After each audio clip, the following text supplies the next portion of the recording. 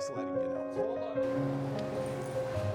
So hi, Chris Holt here again with another weekly update of what's coming before council. Actually, next week on Monday and Wednesday are just two standing committee meetings, so there's no city council.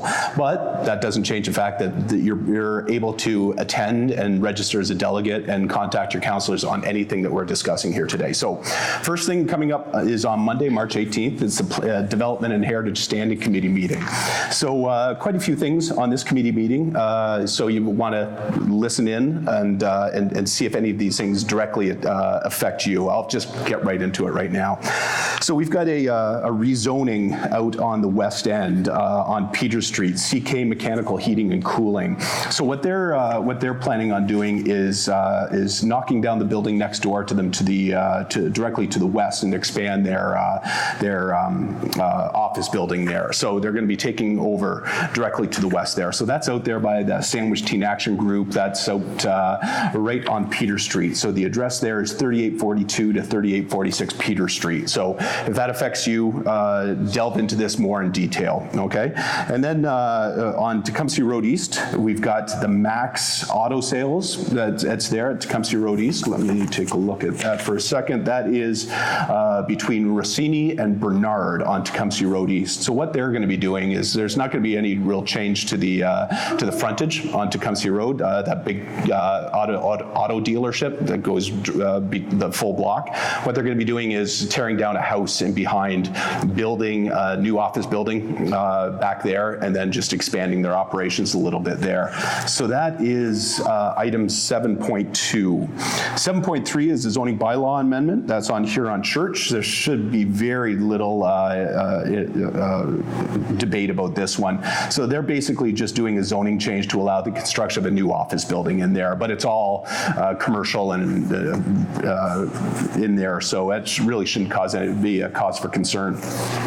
So item 7.4 is the zoning amendment to add 13 off-street parking on a vacant lot. So 7.4 and 7.5 are really tied together. So this is in where the old Bodega Wine Bar is.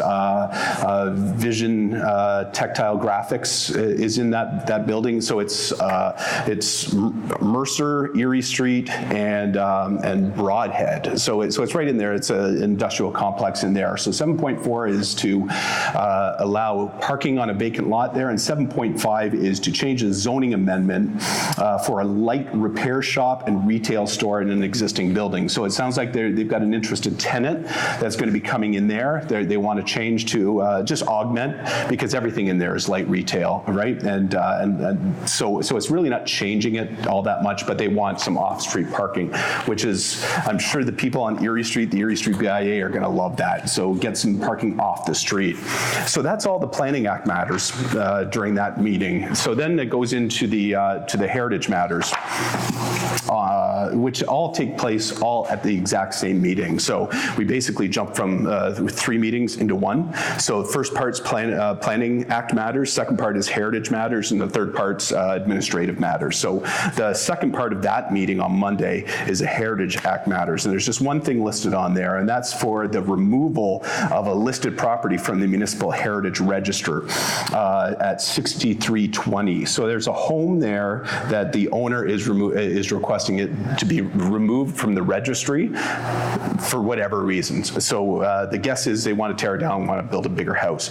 Administration is recommending that this be granted. They're saying there's very little heritage aspect left of this building. So it'll be up to the Heritage Committee to determine that. So that's the only thing on the Heritage Act matters. And then we get into more administrative stuff, which tends to be a little bit more dry. The 11.1 is a proposed closure of an alleyway, and that's south side of Malloy, north side of Guy Street between Arthur and Paulette. And then we get into 11.2, probably another, okay, so this is a Brownfield Redevelopment CIP. So this is 1200 to 1220 University Avenue. And that is So the Brownfield Redevelopment CIP is basically doing testing on the property to make sure, to see if there's any contaminants. And so the City of Windsor partners with landowners to test that. And the whole goal behind that is to get more owners to redevelop their brownfield lands. They use the costs of redevelopment frequently as a reason they don't actually redevelop their brownfield land. So that's item 11.2. 11.3, another brownfield redevelopment. This one's going to be of interest to the people on the east end. This is submitted by Fari Holdings. This is out the land out by the WFCU Center. The much anticipated rezoning and redevelopment of that big chunk used to be the Lear property. So that's coming up as well. And then another alley closure. So this one's out in the east end in Ward 6 on Clairview, east of Watson, west of Dieppe. Okay, wait a second. Okay, so and then there's the last thing in the administrative matters is a facade grant improvement. This is in the Wyandotte Town Center area. People will likely remember this building. It's got the circular staircase going up the exterior of the building. Tony's shoe repair is right there. So they're applying for a facade grant improvement, which partners the building owner and the City of Windsor to improve the property around there and the different BIAs. So that is happening on Monday, March 18th at 4:30 in council chambers. Pre-register by tomorrow as a delegate by noon. And then we frequently take a little bit more leeway with these things. And if you show up at the council meeting, at the standing committee meeting on the date, we will always let you come and speak to it if you have an interest to it. Okay, so that's Monday. The following Wednesday is the Environment, Transportation, Public Safety Standing Committee.